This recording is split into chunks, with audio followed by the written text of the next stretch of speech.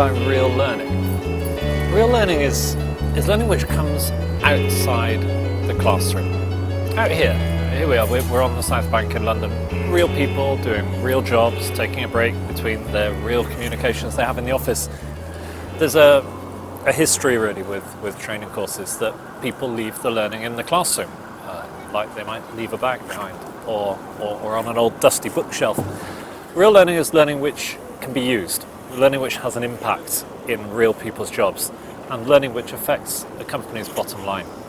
Professor Hermann Ebbinghaus discovered a long time ago, back in 1885, that learning is forgotten very quickly. Much of what we learn on a training event is actually forgotten before we leave the classroom, or certainly before the end of the day. And 4, 5, 6 days later, we remember 20% of what we were taught.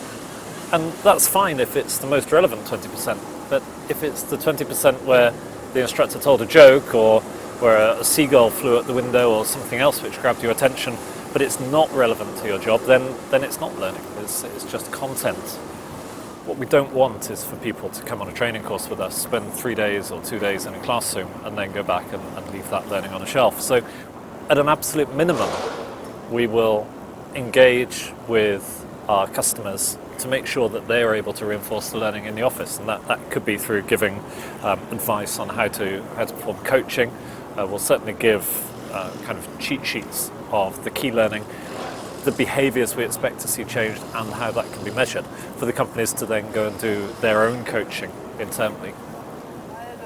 One of the things you have to do is to cut through the noise, and to an extent that's what we're having to do here. But there are so many things going on. You attend a 3-day training course and your work is piled up. And you get back to the office, and whereas you would like to go and review the materials and think, how can I use this best in my job now? In fact, what you do is you firefight for a few days, by which time you've lost that learning, and it's very hard then to get it back.